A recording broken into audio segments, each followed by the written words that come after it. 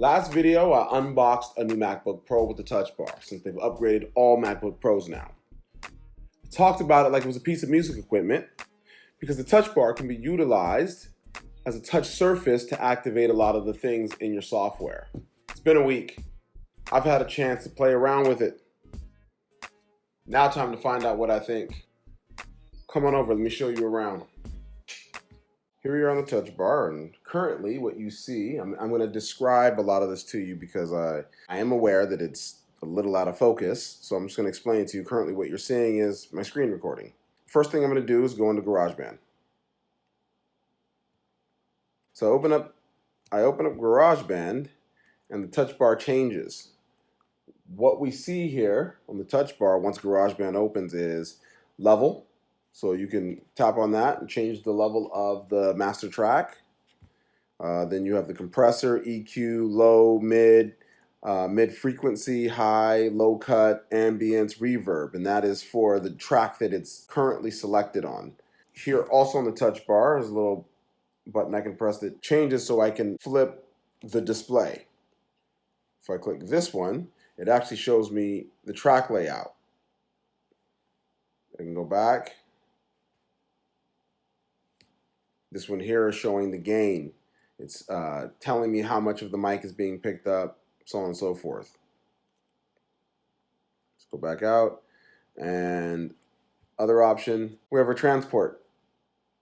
So here, this is a pretty convenient option where a lot of times if you don't know your shortcuts, you can use the record, the play, return back to the beginning of the track, the loop function. So let's show, for instance, if I click on lows, I can change that up and down. I can change the mid. Then as I click through the software,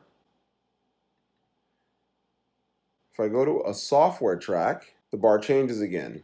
And now can adjust the sounds of the software track. What we were looking at before was an audio track. Here's a software track, so still I have my main levels, but now this instrument is a piano. I could change the bell, the drive, the treble, the bass, the tremolo, the chorus, the ambience, the reverb, and that all changes depending on what instrument you use. These types of options will save you a lot of time instead of using your track bar or your mouse and flipping through your software trying to find a lot of these options. Now, we're going to look at Logic. We're opening Logic up. Either when there's a notification or an error or something that pops up on your screen, it also allows, you can't see it on the camera, but this says OK. So it's the same as what you see on the screen.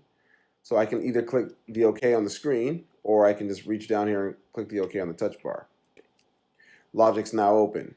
I'm just going to create any track. I'm going to create an empty track here. We'll say software instrument. And we have our alphanumeric keyboard pop up here, in case we wanted to play that way, because I don't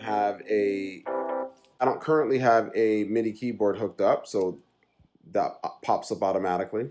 Again, what do we have here? I'm on a classic electric piano level, which is the main track, the master track. Bell volume, drive, treble, bass, decay, stereo, release, model.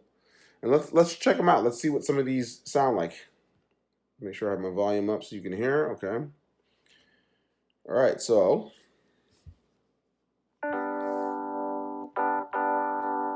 let's change the bell volume. Hear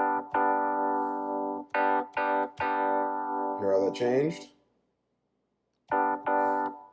Now let's change the drive. You will definitely hear a difference when I change the drive.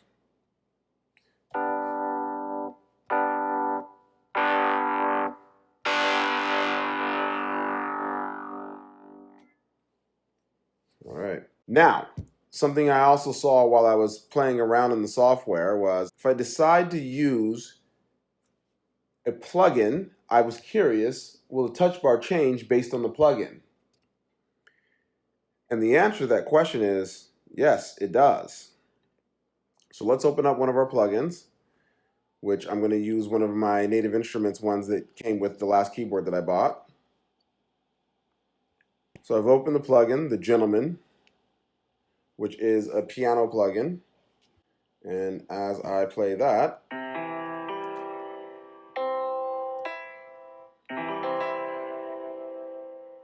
you got the plugin coming through. And as you can see, or as I'm going to explain to you, here on the touch bar, it is now giving options to model the plugin. And again, depending on which plugin you are using, those options will change. This has opened up an entirely new world for me, as there are new things that I can do or new ways that I can handle the software that I'm using. I love this transport here. I definitely do not have buyer's remorse in purchasing this machine. So now, you've seen it in Apple software, but I've already seen online that you can use it in third-party applications as well. Software like Ableton. Hopefully you got something out of that. Go ahead, subscribe, watch other videos, comment, give it a thumbs up, because I'll be back to talk about more topics. Let me know what you want me to talk about. In the meantime, keep producing.